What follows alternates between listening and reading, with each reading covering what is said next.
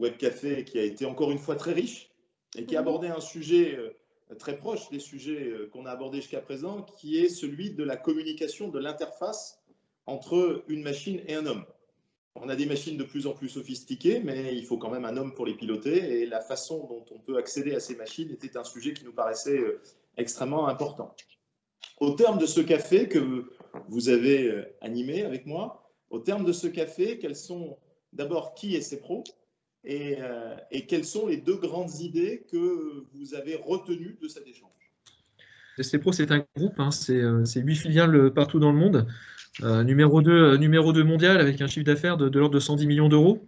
On fabrique des robots cartésiens et aussi polyarticulés pour l'industrie plasturgie, où on accompagne nos grands clients et nos clients aussi un peu plus petits partout dans le monde, où 85% de ce qu'on produit est exporté, donc 40% au travers des océans, c'est-à-dire sur le continent américain et aussi asiatique. Un groupe qui compte 650 employés avec une particularité, on retrouve au sein de l'ETI CEPRO 27 nationalités. Les deux idées, les deux points qui vous paraissent les plus marquants? Alors, les deux points les plus marquants, le premier, c'est la simplification. Hein, on en a parlé au travers du café. Nous, ce qu'on cherche, c'est l'efficience pour nos clients à zéro problème, avec une utilisation vraiment simple pour permettre à nos clients de se concentrer sur leur métier. Et leur métier, c'est pas l'automatisation, c'est pas l'automatisme, c'est la fabrication de pièces plastiques. Oui, et puis le fait on l'a tous les deux discuté avec CEO, c'est le fait d'être bien en accord avec son client pour lui apporter une solution personnalisée à ce qu'il demande. Et la simplification, c'est aussi ça, c'est être véritablement en développement orienté vers son client et le faire avec lui. Très bien. Alors, effectivement, on voit aujourd'hui que l'industrie française se robotise avec des robots qui sont souvent de plus en plus compliqués.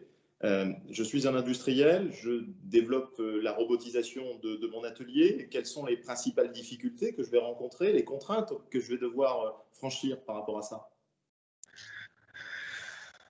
Alors, les contraintes qu'il va falloir franchir, c'est intégrer des technologies. Hein, donc, il y a une part de risque, bien évidemment, puisqu'on passe en fait d'une politique de coûts récurrents avec des hommes à une politique d'investissement.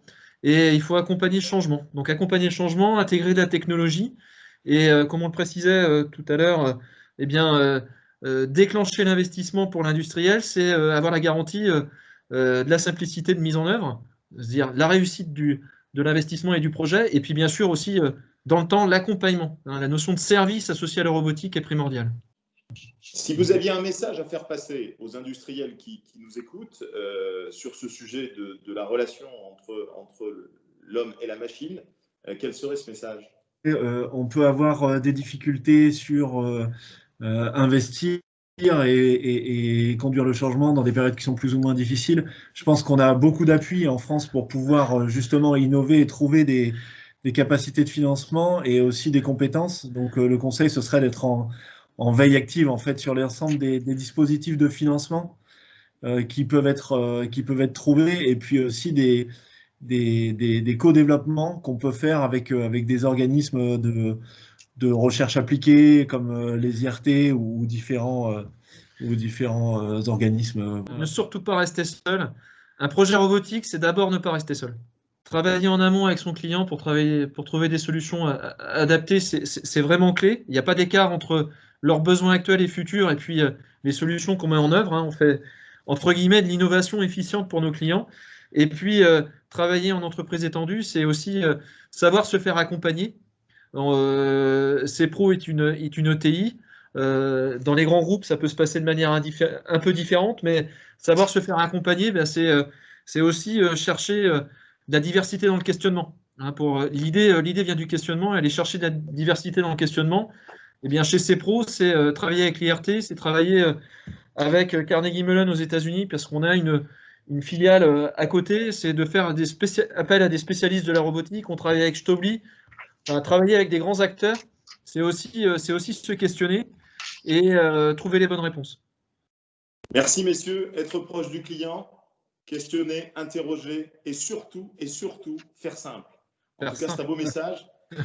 Merci à tous les deux d'avoir été nos experts pour ce café consacré à l'interface homme-machine. À bientôt. Merci.